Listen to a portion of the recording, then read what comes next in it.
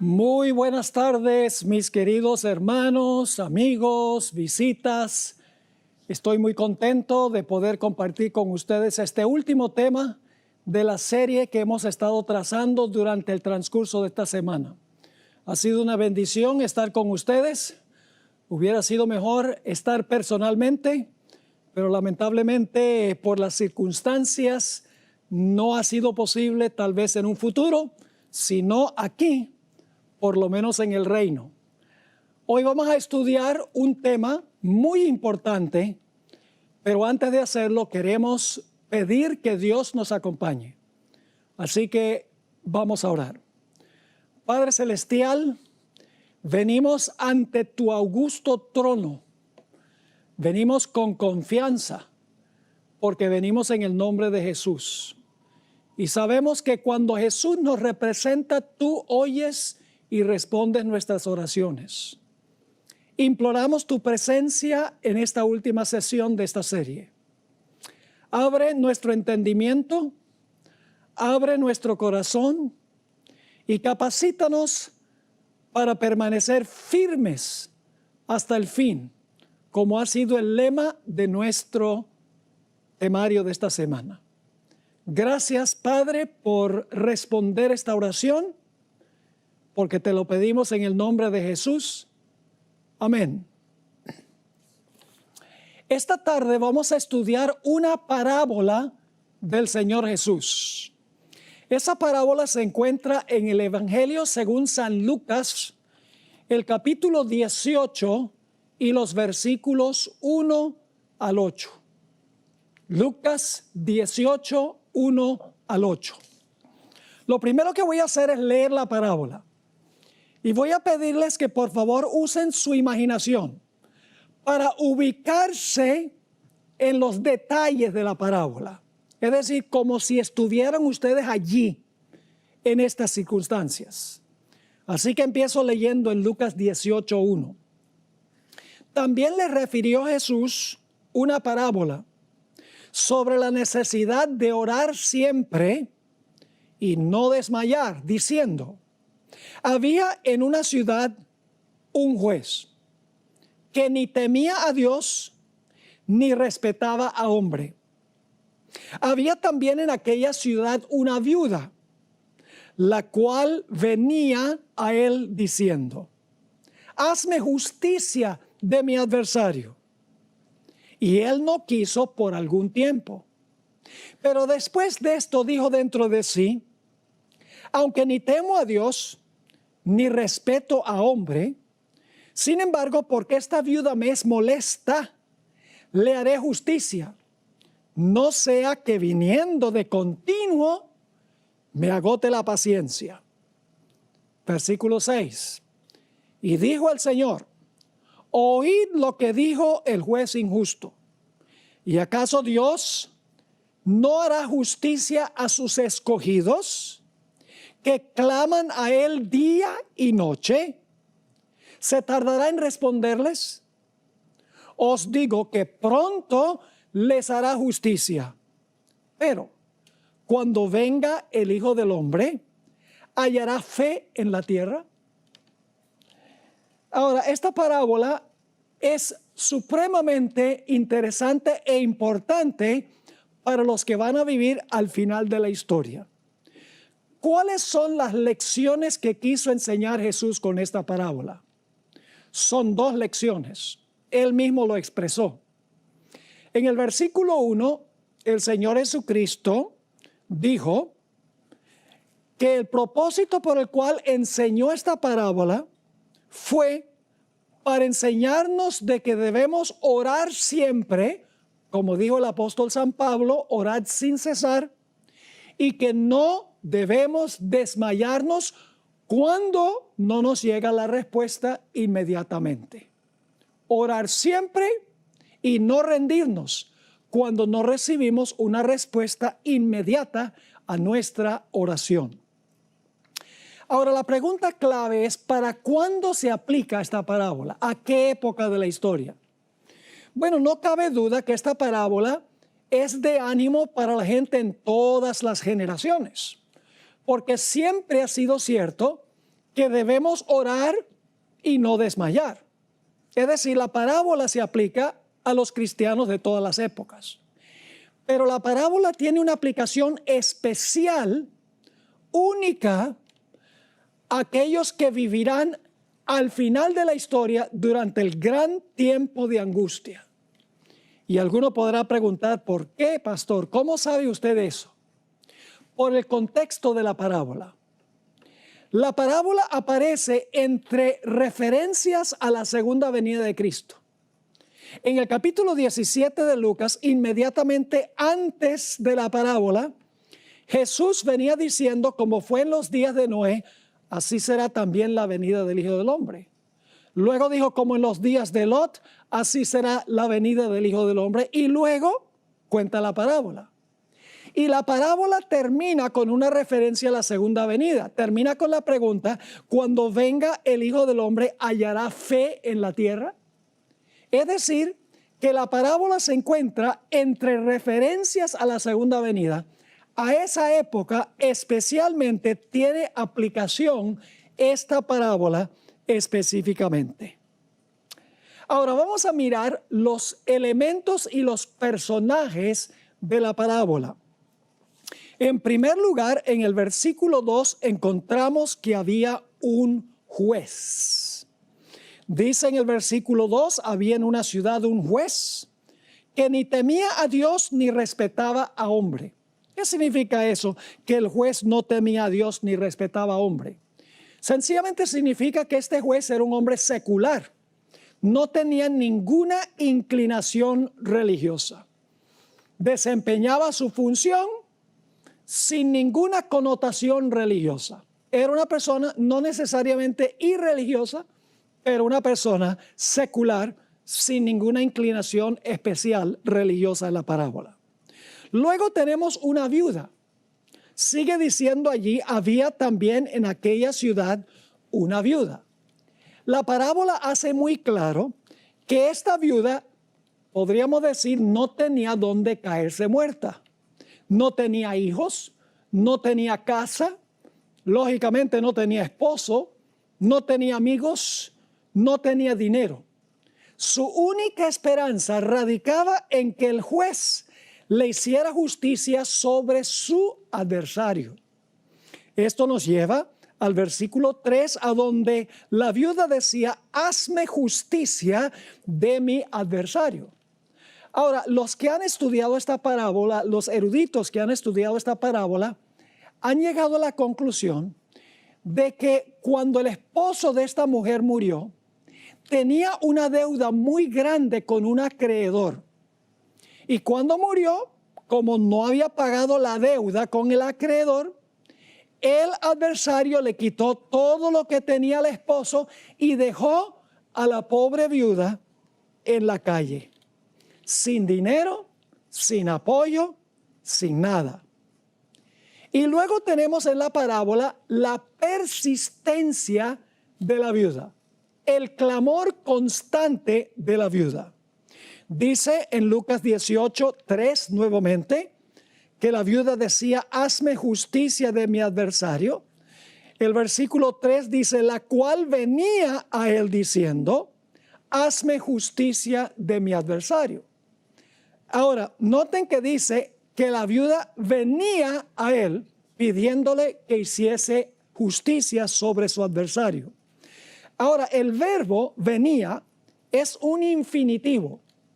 Es decir, es un verbo que describe acciones habituales que ocurrieron en el pasado.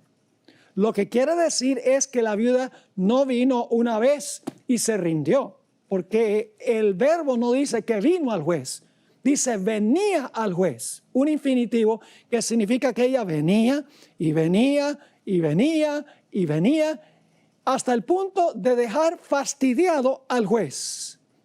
Esto lo vemos también en el versículo 5, a donde encontramos el fastidio del juez ante el constante clamor de la viuda. Dice el versículo 5, el juez, sin embargo, porque esta viuda me molesta, le haré justicia, no sea que viniendo de continuo me agote la paciencia. Es decir, la viuda era persistente y perseverante. No se rendía. Seguía viniendo y viniendo y viniendo al juez hasta el punto de finalmente fastidiar al juez. Y él dice, voy a hacer lo que me pide la viuda para quitármela de encima porque ya me tiene molesto. Pero el juez no le respondió inmediatamente. Desde el primer momento que vino la viuda, en adelante, el juez demoró por un tiempo en hacerle justicia a la viuda. En Lucas 18 dice que él no quiso por algún tiempo. Es decir, hubo una demora en esta historia en el juez hacerle justicia a esa viuda. Pero la parábola nos dice que finalmente el juez le hizo justicia.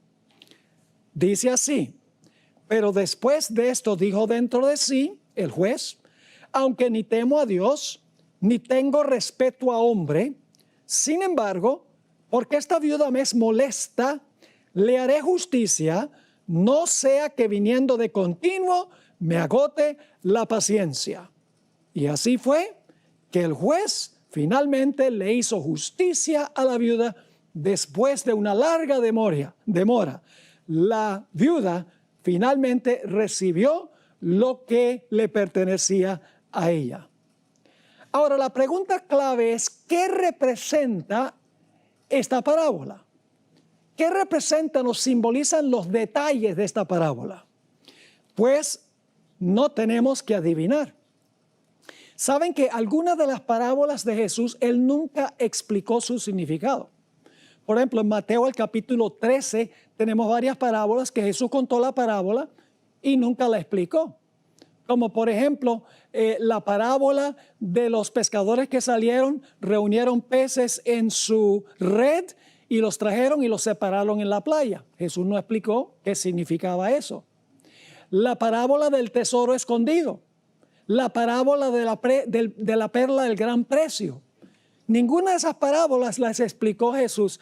Pero lo bueno es que esta parábola de Lucas 18, 1 al 8, Jesús explicó su significado, lo que la parábola significa. La explicación comienza en el versículo 6, después de contar la parábola. Dice en el versículo 6, y dijo el Señor, oíd lo que dijo el juez injusto. Lo que quiere decir esto, Jesús está diciendo, aprende la lección de esta parábola. El versículo 7 del capítulo 18 explica el significado de los personajes de la parábola. Dice en Lucas 18 y el versículo 7, ¿y acaso Dios no hará justicia a sus escogidos que claman a Él día y noche? ¿Se tardará en responderles? Así que, ¿a quién representa el juez? A Dios. ¿A quién representa la viuda? Los escogidos. ¿A quién representa el hecho de la viuda clamar día y noche? Representa lo que van a hacer los escogidos. ¿Qué representa el hecho de que el juez le hizo justicia a la viuda? Significa que Dios finalmente le va a hacer justicia a sus escogidos. Ahora vamos a mirar un poco más detenidamente este asunto. El juez. El juez representa a Dios. Porque en la explicación Jesús dice, ¿y acaso Dios no hará justicia? El juez hizo justicia y luego Jesús dice, ¿acaso Dios entonces no va a hacer justicia también? El juez representa a Dios. Y yo sé que algunos están pensando y diciendo, pero Pastor Bor, ¿cómo es que un juez que no teme a Dios ni respeta a hombre, un juez secular que no tiene ninguna inclinación religiosa, puede representar a Dios? La respuesta es que el juez representa a Dios en una comparación a manera de contraste. Les voy a explicar cómo es este asunto. Lo que está diciendo Jesús es que si un juez secular que no teme a Dios ni respeta a hombre, contesta las plegarias de una viuda para quitársela de encima, ¿cuánto más Dios va a responder las plegarias de los escogidos porque los ama? El juez responde la plegaria de la viuda para quitársela de encima. Dios también responde la plegaria de los escogidos, pero no por quitárselos de encima, sino porque los ama. Ambos responden, pero por diferentes razones. Es decir, el juez representa a Dios. Ahora, ¿quién representa a la viuda? La viuda representa a los escogidos. Nuevamente Jesús dijo, ¿acaso Dios no hará justicia a sus escogidos? Así que el juez hace justicia a la viuda y Jesús dice que Dios va a hacer justicia a sus escogidos. Los escogidos son representados por la viuda, en otras palabras. Ahora, ¿qué representa una mujer simbólicamente en la Biblia? Yo creo que todos los que están escuchando, por lo menos la vasta mayoría, saben lo que representa una mujer simbólicamente en la Biblia. Una mujer representa la iglesia. Si es una mujer pura, como en Apocalipsis 12, representa una iglesia pura. Si es una mujer ramera, como en Apocalipsis 17, representa una iglesia que ha apostatado, una iglesia que se ha prostituido. Pero ahora les voy a hacer una pregunta que probablemente nadie les ha hecho nunca. Y es, si una mujer pura representa una iglesia pura, una mujer ramera representa una iglesia caída, una iglesia apóstata. Pero ¿qué representa una iglesia o una mujer viuda? ¿Qué representa el hecho de que esta mujer es viuda? Claramente, la viuda que no tiene ningún apoyo humano representa la iglesia final que va a pasar por una situación donde no hay circunstancias normales. Representa una iglesia que va a ser oprimida y destituida por un adversario. Una iglesia que carece de todo apoyo humano. Una iglesia saqueada por el adversario. Una iglesia que está pasando por un tiempo de angustia cual no se ha visto jamás en la historia del mundo, donde la iglesia, los fieles, los escogidos, perderán todo apoyo humano. Noten Mateo 24 y el versículo 21, el versículo 22 y luego el versículo 24. ¿Cuándo van a vivir los escogidos? Esa es una pregunta muy importante. ¿Cuándo van a vivir los escogidos? El Señor Jesucristo explicó cuándo van a vivir los escogidos. Si ustedes recuerdan, nuestros primeros dos temas tuvieron que ver con Mateo el capítulo 24. Y allí estudiamos en cuanto a la tribulación del versículo 9 y la gran tribulación, el tiempo de angustia, empezando en el versículo 21. Vamos a leer los versículos 21 y 22 y luego el 24. Dice aquí, porque habrá entonces gran tribulación, cual no la ha habido desde el principio del mundo hasta ahora, ni la habrá. Y si aquellos días, es decir, de la gran tribulación, no fuesen acortados, nadie sería salvo. Ahora escuchen bien, mas por causa de los escogidos, aquellos días serán acortados. ¿Cuándo van a vivir los escogidos? En la gran tribulación. Esta parábola se aplica a la iglesia en medio de la gran tribulación.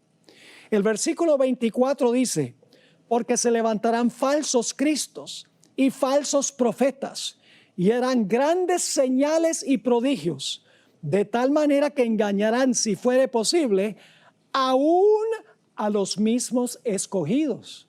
Nuevamente, la palabra escogidos se refiere a aquellos que van a pasar por este tiempo de angustia final. Se van a tener que enfrentar a falsos cristos y falsos profetas que van a hacer señales, prodigios y milagros para tratar de engañar a los escogidos.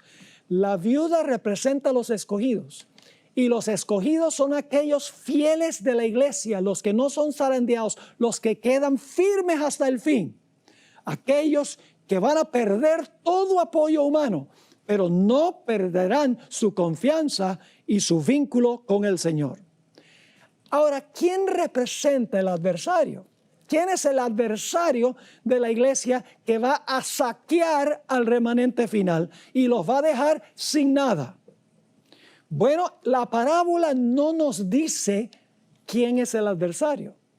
Por eso tenemos que ir a otras partes de la Biblia para ver quién es el adversario, a donde se usa la misma palabra adversario, la palabra griega antidikon. Primera de Pedro 5:8 identifica al adversario. Aquí dice el apóstol Pedro: sed sobrios y velad, porque vuestro adversario, la misma palabra de la parábola, vuestro adversario el diablo, como león rugiente, anda alrededor buscando a quien devorar. Y en Apocalipsis 12, el dragón, Satanás, está acechando y persiguiendo a la mujer. Y la mujer tiene que huir al desierto y dejar todo atrás. Es decir, el adversario que va a saquear a los fieles, al remanente fiel, los va a dejar sin nada, sin familia, sin amigos, sin posesiones, sin casas, sin carros, sin dinero, sin libertad, inclusive en la cárcel. Es Satanás. ¿Y qué va a hacer el pueblo de Dios durante ese tiempo?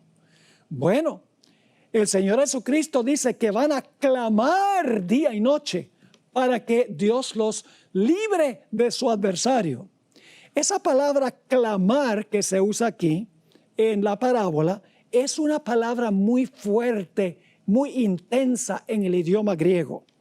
Por ejemplo, se usa en Hechos 8 y el versículo 7 para describir a los espíritus inmundos que clamaban a gritos cuando los apóstoles los echaban.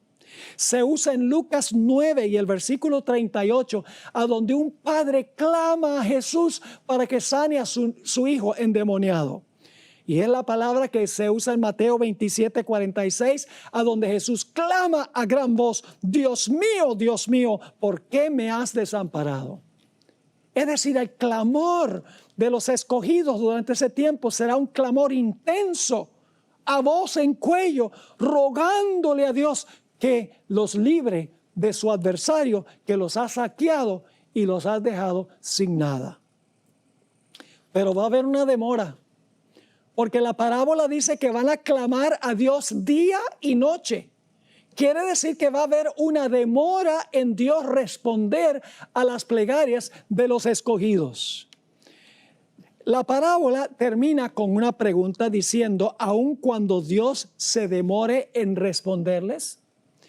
Esa es una forma de traducir esta parte de la parábola, que es: ¿aun cuando Dios se demore en responderles? Me gusta más la traducción que aparece en otras versiones. Por ejemplo, la Biblia de Jerusalén traduce así: ¿y acaso Dios no hará justicia a sus escogidos, que claman a Él día y noche, aun cuando se demore en ayudarlos? La versión de Weymouth traduce así: ¿y acaso Dios no hará justicia a sus escogidos, que claman a Él día y noche, aun cuando se demore en hacerles justicia? Claramente va a haber una demora. El gran comentarista presbiteriano Albert Barnes escribió lo siguiente en cuanto a la demora. Leo: aun cuando el Señor se demora largo tiempo en vengarlos y prueba al máximo su paciencia, al fin los vengará. Prueba la fe de ellos, les permite que sufran persecuciones y pruebas por largo tiempo, hasta que parezca que Dios no se interpondrá. No obstante, Él lo hará y los librará. Así que hemos visto que el juez representa a Dios. La viuda representa a los escogidos que van a pasar por el tiempo de angustia final. El adversario que va a saquear a los fieles representa a Satanás. El clamor de la viuda es el clamor de los que van a pasar por la gran tribulación, el tiempo de angustia final, cual no se ha visto en la historia del mundo. La demora representa el hecho de que en el tiempo de angustia Dios no va a librar a su pueblo inmediatamente. Y claro, esto nos lleva a preguntar, si Dios ama a su pueblo, ¿por qué es que Dios no responde sus plegarias inmediatamente y los libra para que no tengan que pasar por la gran tribulación? Hay dos razones. La primera razón tiene que ver con la formación de su carácter. Dios quiere desconectar a los escogidos de todo aquello sobre lo cual dependen en este mundo. Sucede como Enoc. Enoc caminó con Dios, dice la Biblia. Llegó a caminar tan cerca de Dios, tan estrechamente con Dios, se amistó tanto con Dios, que finalmente nada de lo que tenía en este mundo le importaba. Claro, le importaba alcanzar las almas para Jesús, dándoles buen ejemplo y enseñándoles palabras, pero materialmente Enoc ya no estaba conectado con este mundo y por lo tanto Dios le dijo a Enoc, Enoc, ya tú no tienes nada que hacer ahí en ese planeta, porque aunque tu cuerpo está allá, tu corazón está acá. Ven, te voy a llevar acá para que sigamos caminando por la eternidad sobre la calle de la Nueva Jerusalén. Esa será la generación final. Dios, a través de esta tribulación, quiere desconectar a su pueblo de todo aquello sobre lo cual dependen aquí, que aprendan a depender completamente del Señor, que su carácter sea refinado en el fuego. Noten lo que dice Job 23 y el versículo 10. Job 23 y el versículo 10. En unos momentos vamos a hablar un poco más del libro de Job. Pero Job entendió por qué él pasó por su gran tribulación. En Job 23, versículo 10, Job dijo, mas él, Dios, conoce mi camino. Me probará y saldré como oro. Job dice, yo paso por esta prueba, que es un horno, y cuando haya pasado por la prueba, saldré como oro puro, sin escoria. En Isaías 48 y el versículo 10 se compara también el proceso de purificación del carácter con la purificación de metales. Dice en Isaías 48, 10, Dios está hablando, he aquí te he purificado y no como a plata. Te he escogido en horno de aflicción. Me hace recordar la experiencia de los jóvenes que fueron echados al horno de fuego en los días del rey Nabucodonosor. Tendrían que ejercer una fe extraordinaria para estar dispuestos de ser echados en un horno calentado 7 veces más que lo que se solía hacer. Tenían que tener una fe extraordinaria, una confianza en Dios que era más poderosa que la vida misma. En el Conflicto de los Siglos, página 621, en el capítulo sobre el tiempo de angustia, Elena White escribió en cuanto a los que van a pasar por ese tiempo y lo comparó con el horno de fuego. Dice así, hablando del remanente de los escogidos, su aflicción es grande. Las llamas del horno parecen estar a punto de consumirlos, pero el refinador los sacará como oro purificado por el fuego.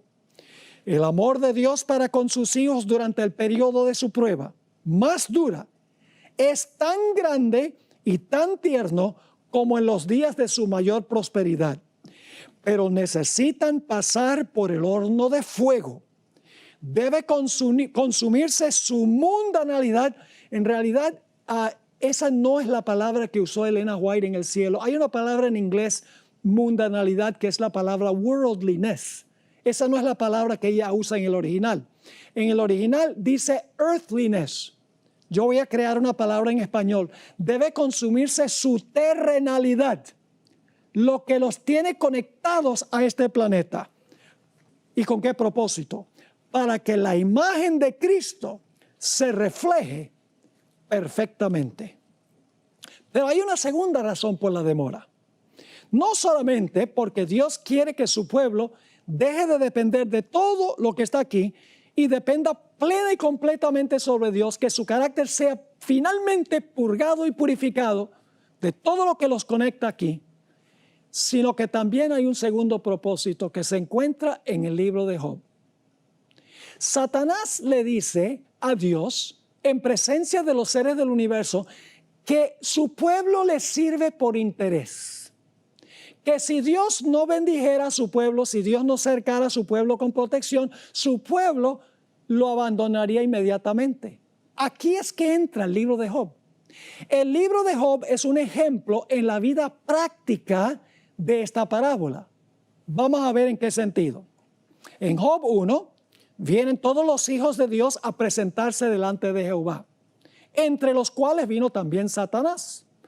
Los hijos de Dios son los representantes de los mundos que nunca pecaron. Satanás vino allá porque él le había quitado la posición a Adán. Fue representando el planeta Tierra. Por eso Dios le preguntó, ¿de dónde vienes? De rodear la tierra y de andar por ella, es decir, de supervisar mi territorio. Y entonces Dios le dice a Satanás, ¿no has visto a mi siervo Job? Vive en tu territorio, pero es siervo mío. Hombre recto, temeroso de Dios, apartado del mal. Y Satanás, en presencia de todos los representantes en el concilio celestial, en presencia de todos los hijos de Dios, los representantes de todo el universo, Satanás le dice, claro que te sirve. Tú lo has cercado con una cerca de protección. Has bendecido todas las obras de sus manos, lo has prosperado, lo has llenado de bienes.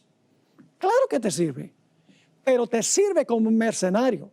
Te sirve por interés, pero si tú le quitaras todo, te blasfemaría tu rostro. El universo vería que él no te sirve por amor, te sirve por interés. Ahora, Dios podría haberle dicho a los seres celestiales, no le hagan caso a ese. Ustedes saben que ese es un mentiroso. Pero hubieran quedado dudas en la mente de los seres celestiales, hubieran dicho, oye, ¿de verdad que Dios ha bendecido a Job, lo ha protegido? ¿Quién sabe qué pasaría si en algún momento Dios le quitara todo lo que le ha dado y le quitara la protección? Así que Dios ahora le dice a Satanás, tú dices que él me sirve por interés, por los panes y los peces.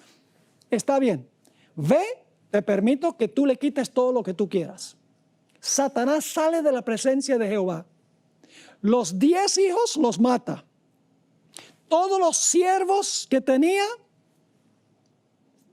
perdidos. Además de eso, perdió todas sus bestias. Era el hombre más rico del oriente, dice la Biblia. En cuestión de minutos, y sabemos que fueron minutos, porque dice que cuando un mensajero estaba dando la mala noticia, el otro llegó cuando el otro todavía estaba hablando.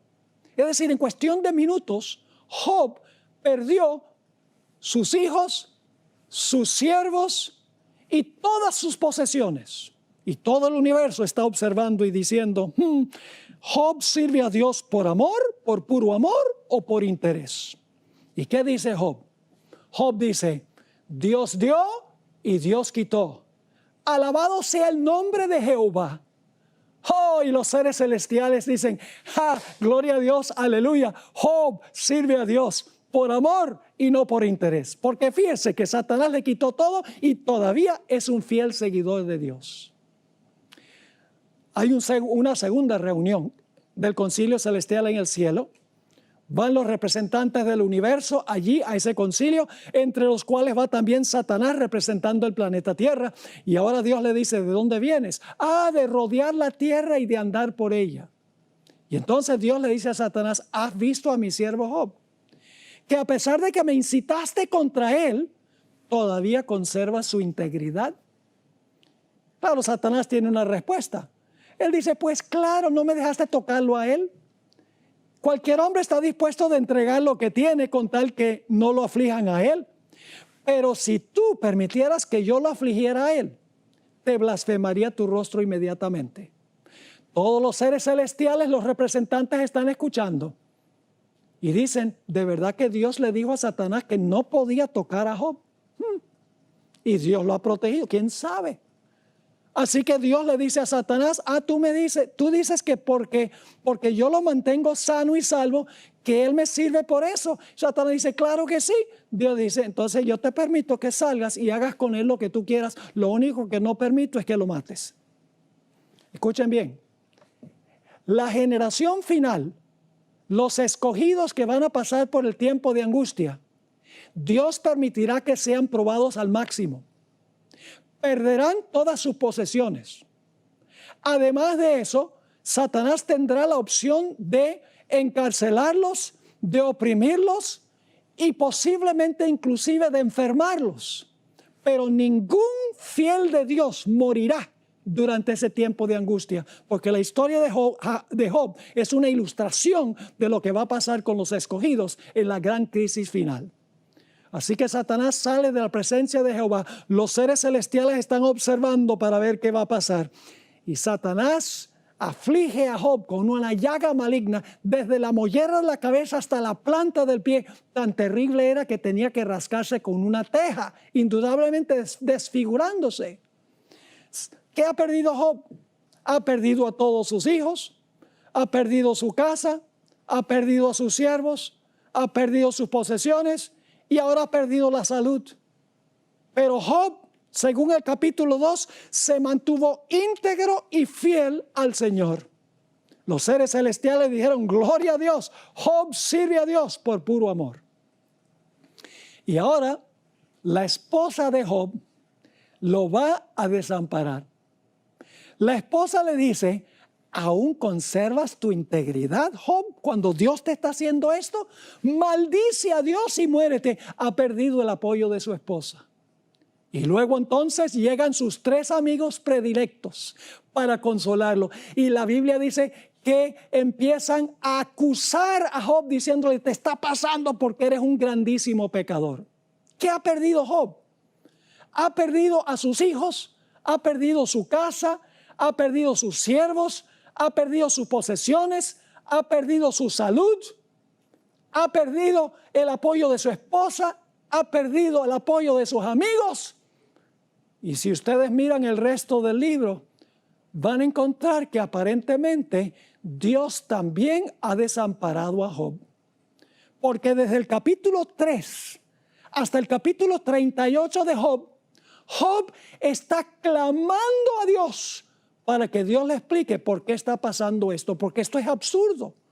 No tiene significado, no tiene explicación de por qué Dios lo prosperó y lo bendijo y ahora Dios retiró su protección y le está pasando todo esto. Job no entiende.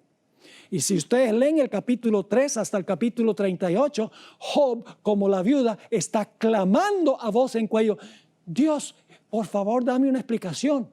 Yo sé que si yo pudiera ir allá al cielo, a tu trono, y presentar mi caso, tú entenderías mi punto de vista y tú me vindicarías.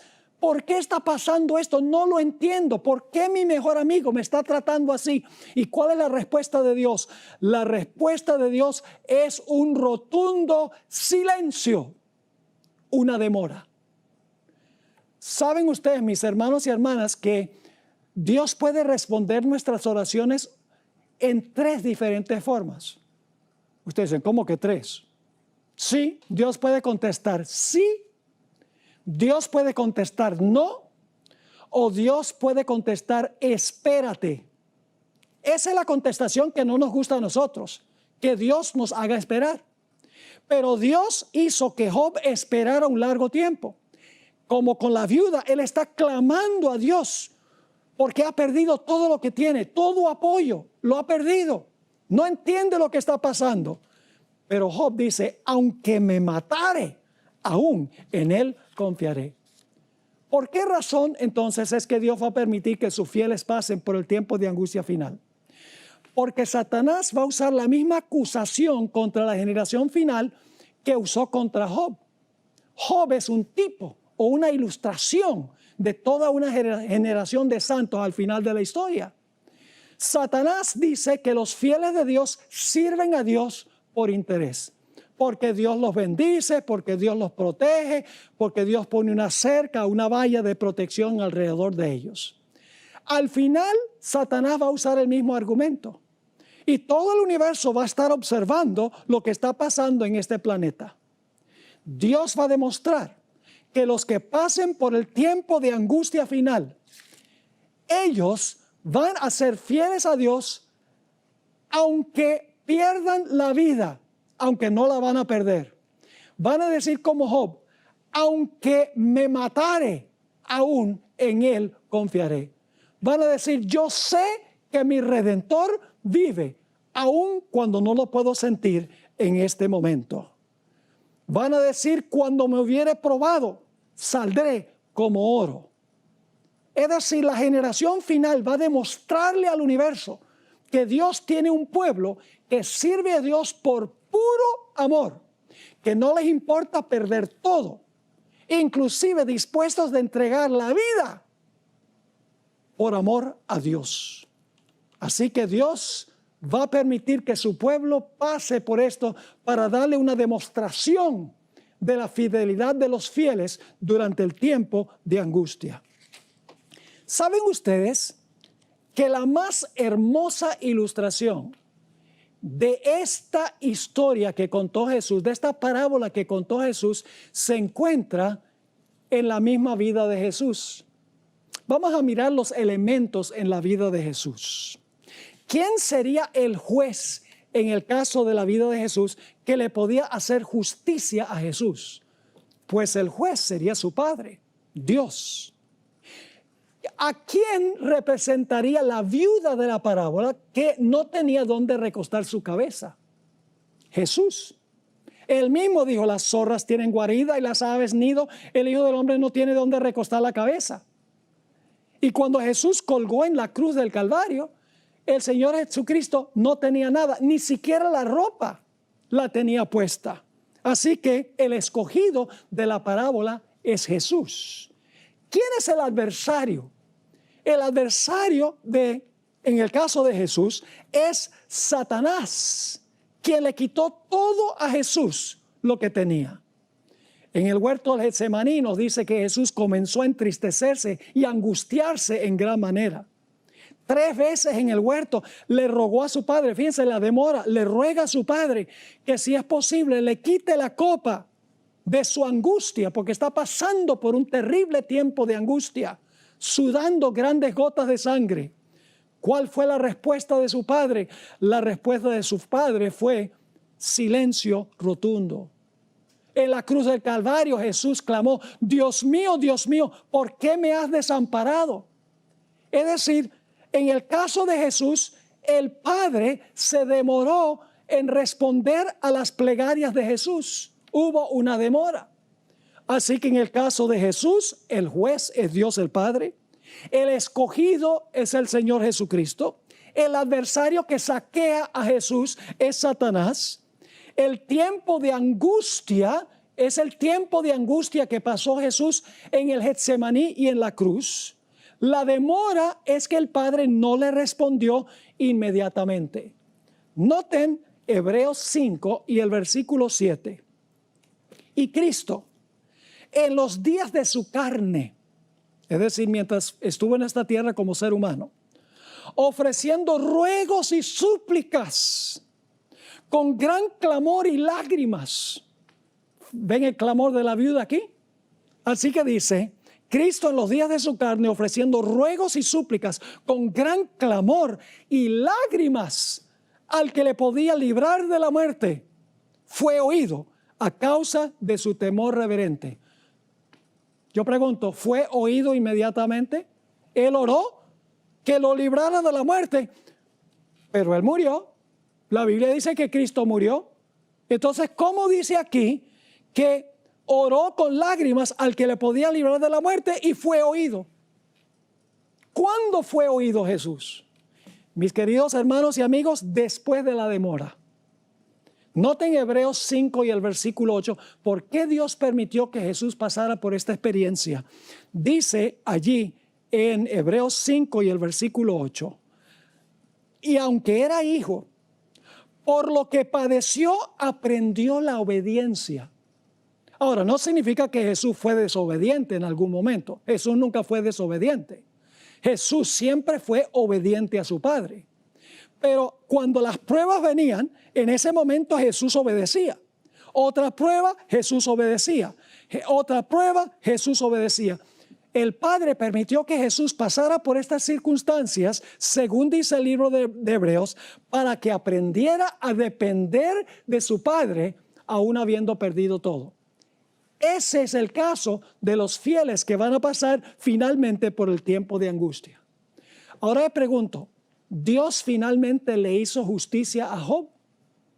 Ustedes saben que sí, que al final del libro, Dios le dio el doble de lo que había tenido antes. Dios le hizo justicia sobre su adversario. Yo pregunto, ¿Dios el Padre, el juez, le hizo justicia a Jesús? Se demoró, Cristo murió, pero hubo un momento en que el Padre libró a Jesús de la muerte, como Jesús había clamado. Noten esta cita en la revista Youth Instructor, mayo 2, 1901. Escuchen cuidadosamente lo que dice el Espíritu de Profecía. Aquel que murió por los pecados del mundo debía permanecer en la tumba por el tiempo establecido. Estaba como prisionero de la justicia divina en esa prisión pedregosa y era responsable ante el juez del universo. ¿Qué era Jesús? ¿Responsable ante quién? Responsable ante el juez del universo. Dice que estaba como prisionero de la justicia divina ahí en el sepulcro. Sigue la cita. Estaba llevando sobre sí los pecados del mundo y solo su Padre lo podía soltar. Yo pregunto, ¿el Padre lo soltó? ¿Cómo no? Ahora, yo sé que algunos están diciendo, pero Pastor Bor, ¿cómo es que el Padre lo soltó? ¿Acaso el Señor Jesucristo no resucitó por la vida que estaba en Él? Noten el capítulo 10 del Evangelio según San Juan, el capítulo 17 y 18. Porque aquí claramente dice en el texto que leímos que solo su Padre lo podía soltar. Es decir, si el Padre no lo hubiera llamado al sepulcro, Jesús hubiera quedado en el sepulcro. Y ustedes dicen, ¿cómo es eso? Lo que pasa es que a veces la gente no lee los pasajes o los textos completos. La gente lee el versículo 17 y 18 de Juan 10, pero se les olvida la última parte del versículo 18. Dice en el versículo 17, Jesús está hablando, por eso me ama el Padre, porque yo pongo mi vida para volverla a tomar. Nadie me la quita, sino que yo de mí mismo la pongo. Tengo poder para ponerla. Ahora escuchen bien.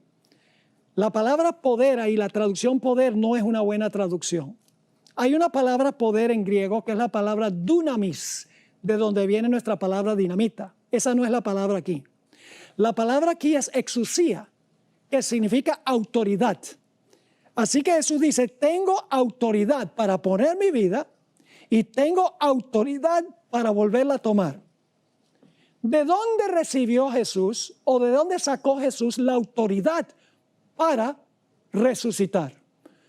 Hay que leer la última parte del versículo 18. ¿De dónde recibió Cristo su autoridad para resucitar? Dice, este mandamiento recibí de mi Padre. Ahora déjeme dramatizar lo que sucedió. Muy temprano, el primer día de la semana, esto lo describe el Espíritu de Profecía, descendieron dos ángeles del cielo. Uno de los ángeles removió la piedra, el otro ángel se paró delante del sepulcro y con una voz que sacudió la tierra y rajó las piedras, dijo, oh Hijo de Dios, tu Padre te llama. En ese momento Jesús salió del sepulcro por la vida que estaba en él. Jesús es la resurrección y la vida, pero salió del sepulcro solo después que su Padre a través de un ángel lo llamara del sepulcro. Es decir, cuando el Padre le autorizó a Jesús, Jesús salió del sepulcro por la vida que estaba en él. Pero fue por autoridad de su Padre, lo dice claramente, este mandamiento recibí de mi Padre. Allí finalmente el Padre respondió la plegaria persistente e insistente de Jesús.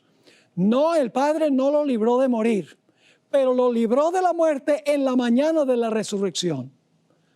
Ahora, ¿saben ustedes que la experiencia de Jesús se va a repetir en su pueblo?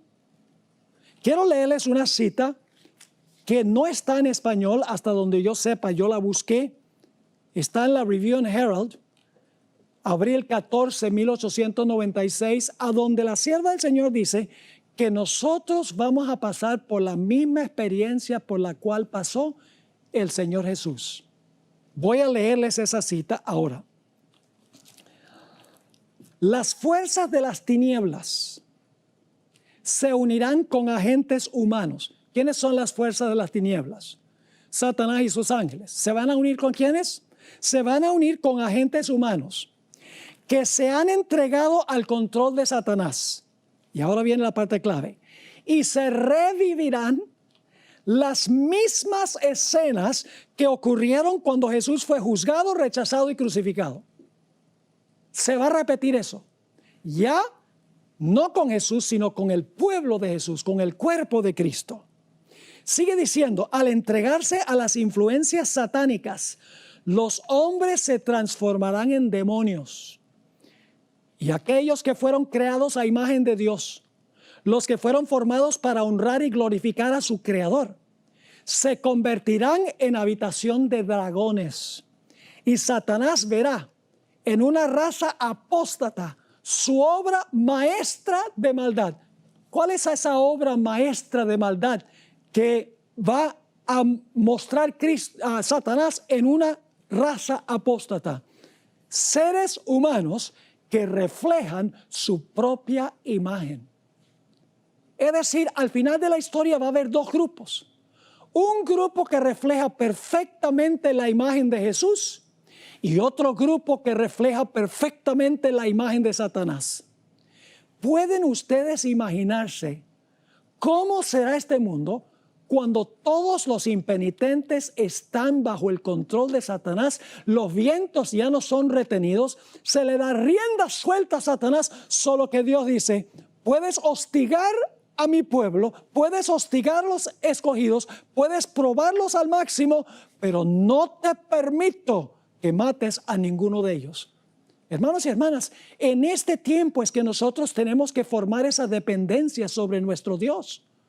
Porque cuando lleguemos a ese momento, si no hemos aprendido a depender de Dios, si no hemos aprendido a confiar en Dios, en ese tiempo no vamos a permanecer firmes. En el Conflicto de los Siglos, página 619 y la página 621, Elena White escribió, en cuanto a los que van a pasar por el tiempo de angustia, aunque sufren la ansiedad, el terror y la angustia más desesperantes, no dejan de orar.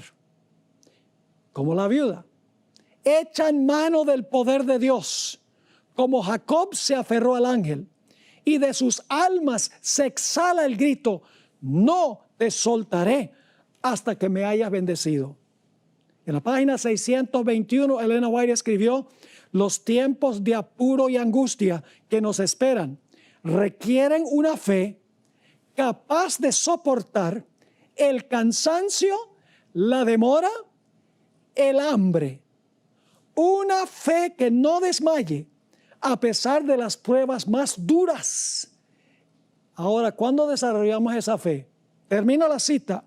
El tiempo de gracia, eso es ahora, el tiempo de gracia les es concedido a todos a fin de que se preparen para aquel momento. Su fe no decae si sus oraciones no reciben inmediata contestación. ¿Qué fue lo que mantuvo a Jesús fiel en su terrible crisis? En el Deseo de todas las gentes, página 704, esta es una cita que tengo antes en mis notas, que pasé por alto, pero ahora lo voy a leer. Deseo de todas las gentes, página 704, Elena White escribió en cuanto a qué fue lo que sostuvo a Jesús en su crisis. Dice lo siguiente, entre las terribles tinieblas, aparentemente abandonado de Dios, fíjese, aparentemente abandonado de Dios, Cristo había vaciado las últimas heces de la copa de la desgracia humana. En esas horrorosas horas había confiado en la evidencia que antes recibiera de que era aceptado de su Padre. Conocía el carácter de su Padre, comprendía su justicia, su misericordia y su gran amor. Y mientras sumiso se confiaba a Dios, desapareció la sensación de haber perdido el favor de su Padre. Por la fe, Cristo venció. Este tiempo de gracia nos es concedido para aprender a depender sobre nuestro Dios. A veces, hermanos y hermanas, nosotros dependemos sobre nuestras emociones, sobre nuestros sentimientos, nuestro sentir. Si nosotros dependemos sobre nuestras emociones y cómo nos sentimos durante ese tiempo, vamos a fracasar. Porque no vamos a sentir la presencia de Dios. Vamos a saber que está presente por fe, pero no porque lo sentimos. Nos guiamos demasiado, hermanos y hermanas, por la forma en que nosotros nos sentimos. Si nos sentimos mal, renegamos de Dios y ¿por qué me está pasando esto? Si las cosas van bien, ¡ay, Dios es tan bueno! Mire cómo Dios me bendice. Pero no debemos depender sobre nuestras emociones, porque va a venir el momento en que nuestras emociones nos van a decir que Dios nos abandonó.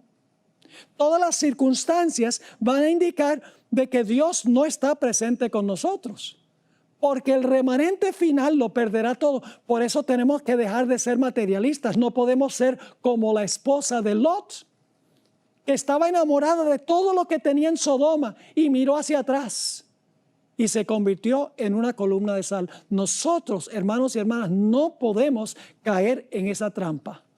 Nuestro hogar está en el cielo. Nuestra vivienda está en el cielo.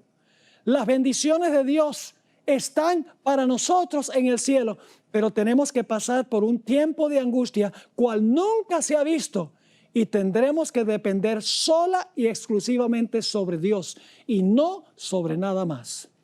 Así que mis queridos hermanos y hermanas, apreciadas visitas, aquellas personas que nos acompañan, hemos llegado ahora al fin de esta serie de temas que he presentado durante esta semana.